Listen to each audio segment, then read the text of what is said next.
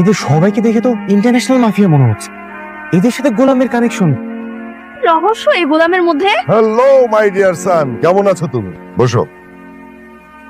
তোমাকে এতবার আমি ফোন দেই, তুমি আমার ফোন ধরো না কেন? ও, তার মানে আপনি সেই লোক যে বারবার কল দিয়ে আমার ডিস্টার্ব করে? হ্যাঁ, কোথায় ছিলে তুমি এতদিন? কোথায় থাকবো, আমি অনেক ব্যস্ত মানুষ। আমি মির্জা বাড়ির ঘর জামাই, ওই বাড়ির সব কাজ আমি নিজেই করি, কাপড় চোপড় ধোয়া থেকে সবকিছু আমি করি। এই ছেলে বলে কি? তুমি কে তুমি জানো না? তুমি শেহজাদ চৌধুরী, কারমা গ্রুপের 25% শেয়ার হোল্ডার, যার বর্তমান বাজার মূল্য আছে 10,000 কোটি টাকা। আর তুমি কিনা মির্জা বাড়ির থালা বাসন মাজো? সিরিয়াসলি? আচ্ছা, গোলামের সাথে যে কথা বলতেছে ওই লোকটা কে ভাইয়া? ওই লোকটা আমি তো ঠিক চিনতে পারতেছি না রে। আমি চিনতে পেরেছি, উনি দুবাইয়ের বিখ্যাত কারমা গ্রুপের মালিক। আমি টিভিতে দেখছিলাম। কিন্তু ওনার সাথে গোলামের কি সম্পর্ক?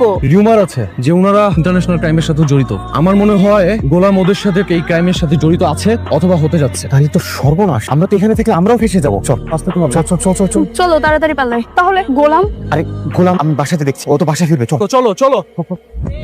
কারমা গ্রুপের মালিক ছিলাম আমরা তিনজন, আমি, তোমার বাবা আর দাউদ খান। আমাদের বিজনেসটা খুব ভালো চলছিল, কিন্তু আমাদের বিজনেসের মধ্যে দাউদ খান কিছু অবৈধ বিজনেস ঢোকানোর চেষ্টা করে, যার বাধা দেয় তোমার বাবা। একটা পর্যায়ে আমরা আমাদের বিজনেস ভাগ করে ফেলি, কিন্তু দাউদ খান একাই 50% শেয়ার নিয়ে, আর বাকি 50% আমি আর তোমার বাবা। কিন্তু একটা পর্যায়ে তোমার বাবাকে দাউদ খান হত্যা করে। সেই হত্যার প্রতিশোধ নিতে তুমি তো আইনি লড়াই লড়ছো, কিন্তু হঠাৎ করে তুমি উধাও হলে কেন? আপনি আপনি আসলে কি বলতেছেন? আমি কিছুই বুঝতে পারতেছি না।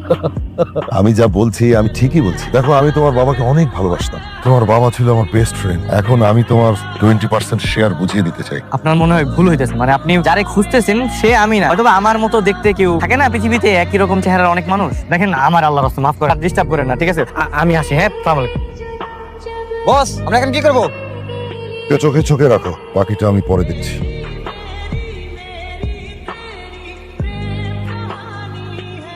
আমি ওর কথাই বলতেছিলাম, আজকে ওকে বাসা থেকে বের করে দেন বাবা। কেন? কি করেছে আমার জামাই? বাবা, ও একটা স্মাগলার। এই, কি বলছো তুমি এসব? হ্যাঁ বাবা, হয় ও স্মাগলার আর না হলে বড় কোনো অপরাধের সাথে। আরে কি বলছিস তোরা এগুলা? হ্যাঁ, গোলামের মতো এরকম একটা আলাভুলা কাজের ছেলে ও কি করে স্মাগলার হয়? আচ্ছা, তোরা কি সবাই কি আজকে ড্রিঙ্ক করে এসেছিস? না মা, আমরা সবাই নিজে চোখে দেখে এসেছি। কারমা গ্রুপ অফ কোম্পানির মালিক ওকে নিজে ডেকেছিল, হেলিকপ্টারও পাঠিয়েছিল। ওর কাছে পিস্তলও ছিল মা। বাবা, আমার মনে হয় ও ভোলা সেজে থাকা নাটক করে। আসলে ও গোপনে গোপনে এই হিরোইন, কোকিন এগুলো অবৈধ বিজনেস করে। গোলাম, কি শুনছি আমি এসব? তুমি নাকি অপরাধ জগতের সাথে জড়িত, আর কারমা গ্রুপের মালিক নাকি তোমাকে নিয়ে মিটিং করেছে। ঘটনা কি বলো?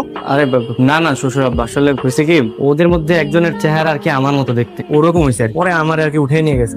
আমি আসলে পরে আর কিছু জানি না। তোমার কাছে ওই যে একটা ব্যাগ পাওয়া গেছিল, পুলিশ তার মধ্যে পিস্তল পেলো, সেটা ওইটা ওরাই দিছে আমার, অগৈ ব্যাগ। আমি ফেরত দিয়ে দিই।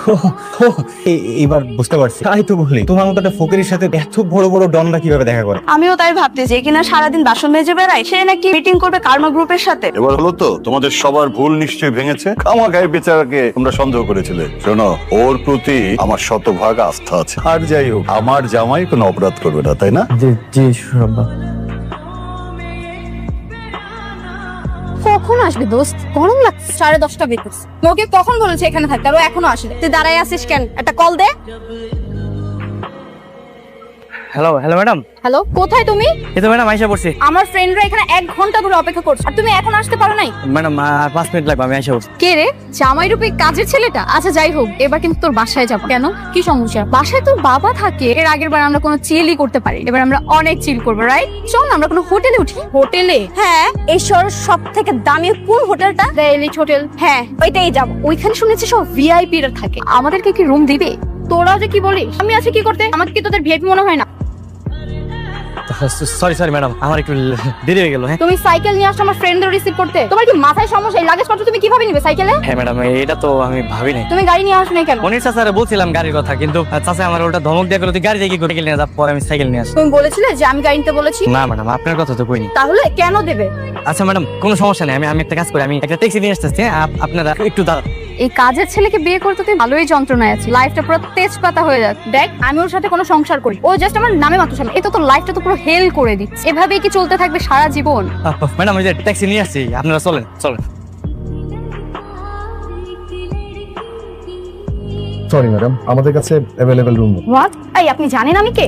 আমাকে রুম দিতেই হবে, এনিহাউ ম্যানেজ করেন। ম্যাডাম সরি, সম্ভব হচ্ছে না। এত বড় একটা হোটেলে একটা রুমও খালি নেই? না থাকবে না কেন, অবশ্যই আছে। মন্ত্রী সাহেবের লোকজন আসবে, সেজন্য রুমগুলো বুকিং করা। Extremely sorry ma'am.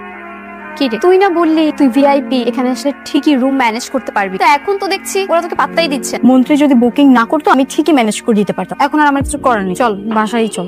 সরি ওই সাইকেল চালা আসছি তো ওই কারণে একটু দেরি হয়ে গেছে। লাগেজ গুলো কই দেন, আমার কোন আমি দিয়েছি। মুখটা একটু বন্ধ করো, তোমার মতো একটা ছাগলকে বিয়ে করে আমার লাইফটাই হেল হয়ে গেছে। এর থেকে যদি আমি এই হোটেলের ম্যানেজারকেও বিয়ে করতাম আজকে অন্তত আমাকে এভাবে অপমান হতে হতো না।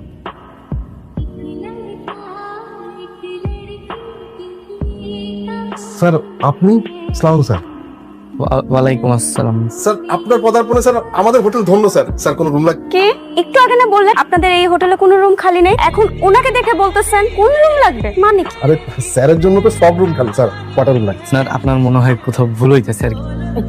তোমার কি মাথায় সমস্যা? ওনারা তোমাকে দুবাই এসে লোক ভেবেছে যার সাথে তোমার চেহারা মিলা। সেটাই তো আমি ওনারে বুঝাইতে চাইছিলাম। তুমি না একটা কাজের ছেলে, ওনারা তোমাকে 2 টাকার দামও দিত, কিন্তু অন্য একজনের চেহারা তোমার মতো যার কারণে এত ভ্যালু দিচ্ছে। এই সময়টাকে একটু কাজে লাগা। তো এটা তো মিথ্যা কথা, ওনারে তো বলতে হবে না। যেটা বলছি সেটা করো। ঠিক আছে হ্যাঁ, আসলে হয়েছে কি, পুরো তো আমার গেস্ট, আপনি ওদেরকে 2টা ভালো রুম দেন। Sure sir. ম্যাডাম আসেন, আপনাদের রুম দেখিয়ে দিচ্ছি, আসুন প্লিজ। যাক, এতদিনে ঋতুর মুখে হাসি দেখ। কাউকে বলা যাবে না কিন্তু। আমাকেও বলবেন না প্লিজ ভাইয়া, বলেন না। ঋতু হচ্ছে আমার সৎ বোন, কিন্তু বাবা ওকে একটু বেশি ভালোবাসে। তাই অনেকদিন ধরে চেষ্টা করছিলাম বাবার চোখে ওকে কিভাবে কালার করা যায়। একদিন রাতে, কিরে খাবি নাকি? কি ভাই এটা? আরে লাল পানি দেখিসনি? সিনেমার নায়করা খায়, হেভি মজা, খাইলেই ফুট।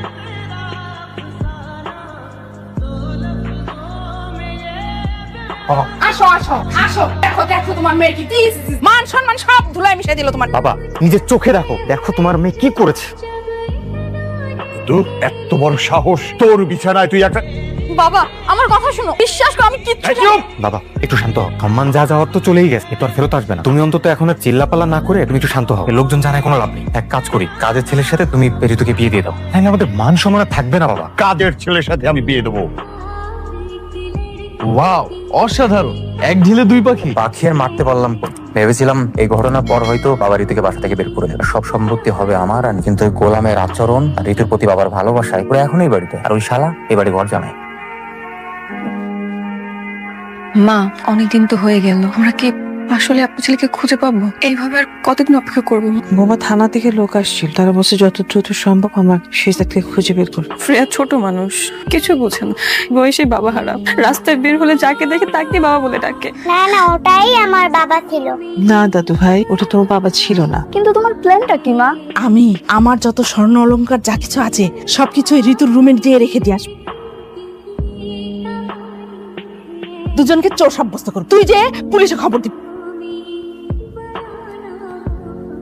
ইন্সপেক্টর সাহেব, সরিষার ভিতরে যদি ভূত থাকে সেই ভূতটা কিভাবে তাড়াবো একটু বলতে পারেন? কি হয়েছে, ঘটনাটা খুলে বলো। মানে আমার হাজবেন্ড গতকাল রাতেই সে চিটাং চলে গেছে। আমি আমার ঘরে একাই ছিলাম। আমাদের কাজের ছেলেটা সে কালকে রাতে আমার ঘরে ঢুকে পয়সা স্বর্ণ অলংকার কিছু চুরি করে নিয়ে গেছে। কোথায় সে কাজের ছেলে?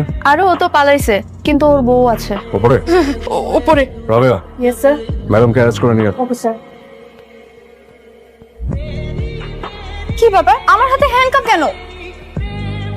উনি কাজের ছেলের ভাই, তো ওনাকে তো দেখে মনে হচ্ছে উনি বাড়ির মালিকের। আপনি ঠিকই ধরেছেন, মানে আমারই মেয়ে। লজ্জার কথা আর কি বলবো, কাজের ছেলের সাথে বিয়ে হয়ে গেছে। আমাকে অ্যারেস্ট করেছেন কেন? সেটা থানায় গেলেই জানতে পারবো। বোন আমার, তুমি চিন্তা করিস না, কিছু হবে না। তোর ভাই এখনো বেঁচে আছে না? মারে, তোর হাজবেন্ড যা করেছে সব দোষ ওর, তোর কোনো দোষ নেই। তুই কোনো চিন্তা করিস না মা, যেভাবেই পারি আমরা তোকে ছাড়িয়ে নিয়ে আসবো। এই নিয়ে আসুন না। চিন্তা করিস না। আপনার জামাই গোলাম কোথায়? এদিকে তাকান, আপনার চোর জামাই কোথায়? আচ্ছা আমি বুঝলাম না, চুরি হয়েছে ঠিক আছে, তো আমার মনে হয় না গোলাম চুরি করে। তারপরে যদি ও চুরি করে থাকে আপনারা ওকে অ্যারেস্ট করুন, আমাকে কেন অ্যারেস্ট করেছেন? আমি কি করেছি? আপনি হচ্ছেন গোলামের বউ। বাংলা একটা প্রবাদ আছে, টান টানলে মাথা আসে। স্যার ও কিন্তু আমার খুব আদরের ছোট বোন স্যার, আপনার কাছে একটা রিকোয়েস্ট স্যার, ওর সাথে খুব খারাপ ব্যবহার করবেন না স্যার প্লিজ। এই আপনাকে কথা বলতে বলছি, আর থাকেন আর আমাদেরকে আমাদের কাজ করতে দেন। স্যার এই যে গোলাম আসছে।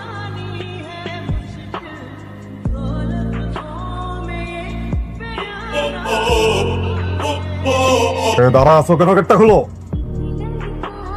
স্যার গোলাম। স্যার আপনি গোলাম? ব্যাপারটা বুঝলাম না। অ্যারেস্ট করুন। এই চুপ, শাট আপ। স্যার এই বাটপাড়ের কথা আমরা আপনাকে অ্যারেস্ট করব। এই বাটপাড়ারে লকআপে ঢোকাও, যাও। না না থাক, ওনাকে লকাপে পড়তে হবে। এই দাঁড়াও দাঁড়াও। স্যার যেহেতু বলছে লকআপে ভরা যাবে না, তো লকআপে ভরা যাবে। স্যার যা বলবে তাই হবে। এই ম্যাডামকে নিয়ে আসো, যাও যাও যাও। ম্যাডাম প্লিজ আপনিও চলে যান। স্যার আমি আপনার ব্যাপারে সমস্ত খোঁজ খবর নিয়ে আপনার মার সাথেও কিন্তু আমার কথা হয়েছে স্যার। আপনি কি অভিমান করেছেন? আর স্যার আপনি এইভাবে এই বাড়িতে থাকছেন কেন? নিশ্চয়ই আমারে সেই মাফিয়া গ্যাং এর শেজাদ ভাব নিয়ে আমার ভালোই লাগে। না মানে আমি কোনো অভিমান করিনি। আচ্ছা আমি আসি, হ্যাঁ আরেকদিন আসবো, আসি। ব্যাপারটা একটু কনফিউজিং, সামথিং ইজ রং। বাচ্চাদের একটা খাতা দেখান তো।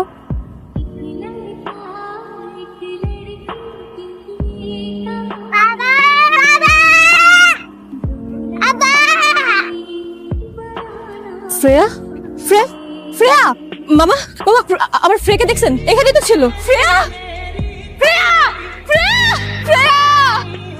বাবা আমি তোমাকে আবার খুঁজে পাইছি, আমাকে আর যেতে দেব না।